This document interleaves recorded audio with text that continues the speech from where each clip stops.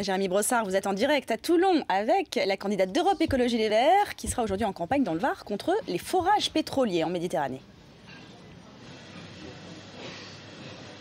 Oui, c'est une nouvelle journée de campagne qui commence pour vous. Eva Joly, bonjour. Merci d'avoir accepté de passer la journée avec nous. Première question que j'ai envie de vous poser, c'est comment allez-vous? Il y a une semaine, vous avez fait une chute, on en a beaucoup parlé. Comment allez-vous aujourd'hui? Écoutez, je vais très bien. Je me sens toute pleine d'énergie pour ces 2 dernières semaines de campagne, pour vraiment centrer la campagne là sur les questions qui sont importantes pour les Français, sur la justice, sur l'éthique, sur la transparence et sur l'écologie. Alors la campagne, c'est un marathon. Je crois savoir que vous vous levez très tôt chaque jour. Expliquez-nous comment ça se passe un début de journée de campagne pour vous. Voilà, donc par exemple, j'ai fait les émissions très souvent le matin. Les émissions commencent à 7h, 7h30, 8h. Il faut être coiffé, habillé, maquillé. Donc ça suppose de se lever genre 1h30 avant, donc il n'est pas rare que je me lève à 5h. Ensuite, il faut aussi lire la presse. On n'accepte pas une interview avant d'avoir lu la presse. Donc il faut aussi le temps de parcourir tout ça. Donc c'est vrai que je me lève très tôt. Vous avez des secrets de campagne? Qu'est-ce qui pour tenir le coup dans ce marathon? Ah oui, il y a plusieurs secrets. D'abord, il faut s'occuper de soi. Il faut faire du sport, même si les journées sont très lourdes. Il faut trouver le temps de s'étirer, de respirer, de ne pas oublier aussi qu'il est important de ne pas vivre complètement, replier sur soi-même, trouver un peu le temps pour voir les amis. Et puis, il faut bien se nourrir. Il faut veiller au sommeil, donc c'est vrai. Il paraît que vous sautez jamais un repas, c'est un de vos secrets, c'est vrai ça? Oui, c'est vrai. Je ne saute pas de repas et si je peux, je prends des bons repas, c'est-à-dire des repas chauds où je suis assise en bonne compagnie. Alors ça fait 1 an maintenant que vous êtes en campagne. Ouais. Qu'est-ce qui vous pèse, qu'est-ce qui vous plaît dans la campagne? On va commencer par ce qui vous déplaît. Qu'est-ce qui est lourd pour vous à gérer au quotidien? Alors, je trouve qu'il y a eu beaucoup de joli bashing. Je trouve que je suis devenue le mauvais objet et qu'il y a eu beaucoup de critiques violentes, virulentes même, et pas toujours fondées. Et j'ai décidé que là, maintenant, je ne le supporte plus. Je me révolte, je me rébelle. Et je trouve aussi que dans cette campagne, ce qui est dur, c'est que c'est difficile d'arriver à parler des vrais sujets de campagne, de ce qui préoccupe les Français. On parle beaucoup de petites phrases, beaucoup d'incidents de campagne. Et surtout, je trouve que nous sommes à 15 jours du 22 avril et il n'y a pas de débat de prévu. Et moi, je pense que ce débat est très important pour permettre aux Français de se déterminer. Et il y a un certain nombre de questions que je voudrais poser à Nicolas Sarkozy. Les journalistes ne les lui posent pas. Et moi, je pense que je pourrais lui poser ces questions sur le financement de sa campagne de 2007 et sur son rôle dans la campagne de 95. Alors ce matin, dans le journal du dimanche, il se prononce pour un débat de l'entre-deux tours, mais vous dites c'est trop tard pour vous. Vous dites il faut débattre avant, c'est ça? Il faut bien comprendre qu'il y a un premier tour avant le second, et en sautant le premier tour, on frustre 50% des Français de leur courant. Les deux candidats principaux ne représentent qu'un peu plus de 50%. Les 50 autres comptent aussi. Et c'est une erreur monumentale parce qu'il y a un lien entre le fait de ne pas vouloir débattre, de vouloir escamoter le premier tour, faire comme s'il y avait que le deuxième tour qui comptait et l'abstention. Et donc moi je pense que c'est une erreur majeure. Une dernière question, donc vous avez évoqué le joli bashing qui vous déplaît. Qu'est-ce qui vous rend heureuse dans cette campagne? Qu'est-ce qui vous donne la force de continuer? Ce qui me rend heureuse, c'est les rencontres avec les Français. Alors je fais beaucoup de déplacements et beaucoup de rencontres et ça c'est un privilège vraiment.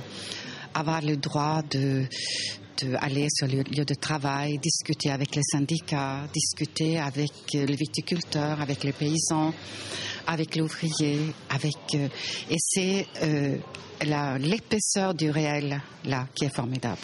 Merci Eva Joly, je vous laisse, je vois que votre équipe vous attend déjà et on se retrouvera tout à l'heure au Lavandou donc pour vivre cette journée de campagne aux côtés d'Eva Joly. Oui, nous sommes au Lavandou. Oui, effectivement, nous sommes au Lavandou, donc, et on s'apprête à embarquer donc pour la fameuse flottille. Vous savez, la flottille qui va embarquer pour dénoncer les explorations d'hydrocarbures au large ici du fort de Brégançon. Eva Joly, une question. Malgré tout, Nicolas Sarkozy a annoncé hier qu'il était lui-même contre les forages pétroliers en Méditerranée. Est-ce qu'il vous a pas un petit peu coupé l'herbe sous le pied? Cela ne suffit pas. Nicolas Sarkozy a cédé sur cette question en raison de la mobilisation populaire. Mais ce n'est pas le seul permis. Il y en a plein d'autres. Il y a un autre permis très important qui couvre presque tout le Var et qui vient à expiration le 30 avril. Donc nous voulons l'abolition de tous les permis. Parce que imaginez-vous que forêt dans une mer fermée comme la mer Méditerranée en grande profondeur, souvenez-vous des BP en Golfe du Mexique et regardez ce qui se passe aujourd'hui en mer du Nord avec la plateforme de Total. Ils ne savent pas comment arrêter la fuite. Et imaginez les marées noires en Méditerranée, imaginez ce magnifique paysage détruit, les marées noires, la pollution.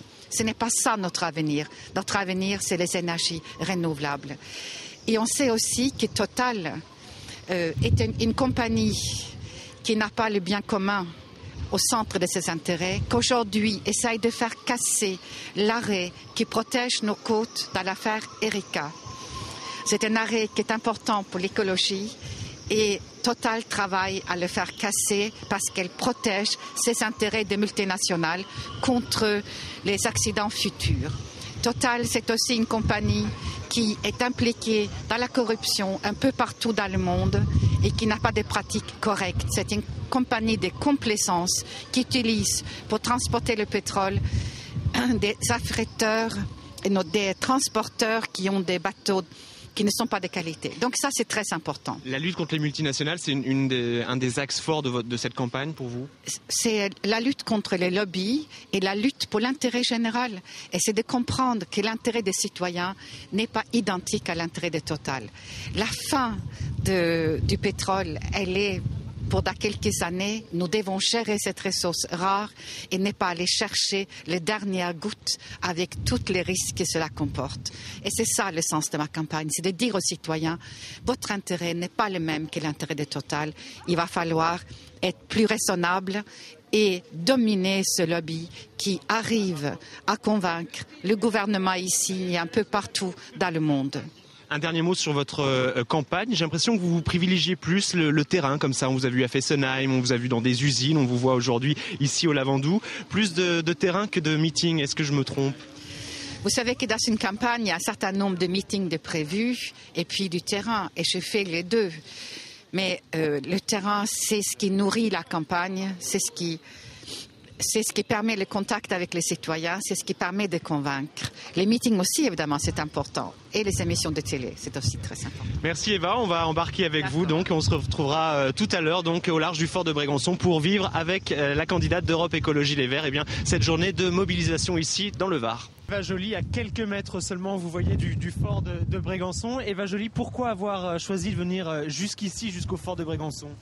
D'abord pour notre manifestation contre le forage en Méditerranée, mais là aussi pour vous parler un peu de Nicolas Sarkozy et de ce qu'il a fait de notre République.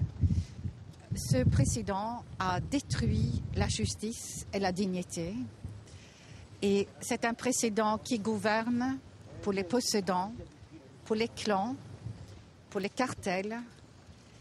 Et moi je voudrais qu'on mette l'intérêt général au centre.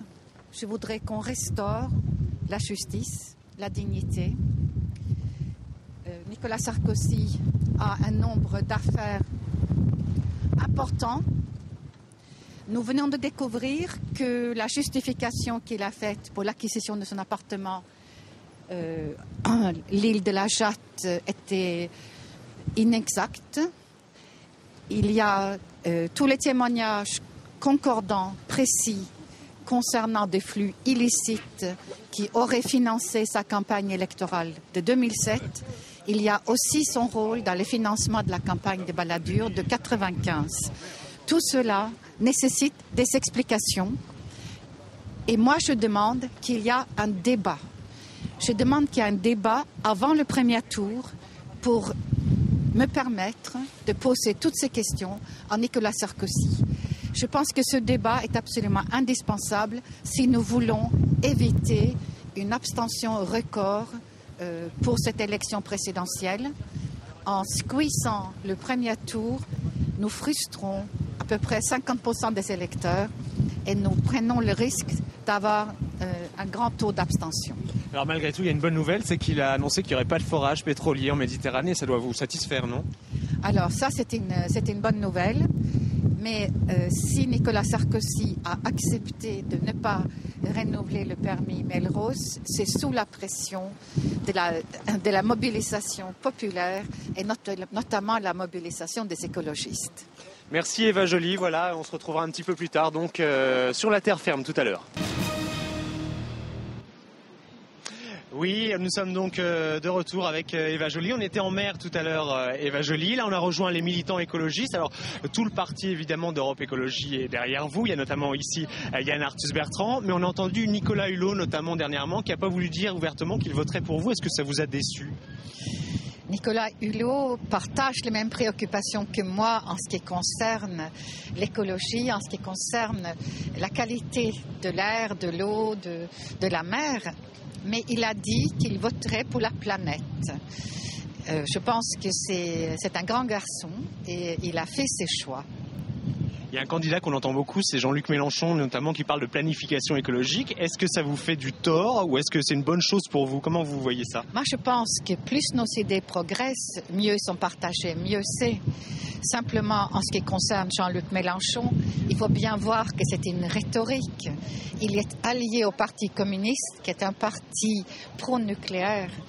Il est productiviste, il souhaite redémarrer la croissance, la production, il est pour les grandes infrastructures. Il n'y a rien là d'écologique, réellement. Il reste 2 semaines de campagne. Est-ce que vous avez des objectifs chiffrés ou qu'est-ce qui pourrait vous faire dire, eh bien, finalement, cette campagne, elle a valu le coup malgré tout? Quels sont vos objectifs aujourd'hui, Eva Joly?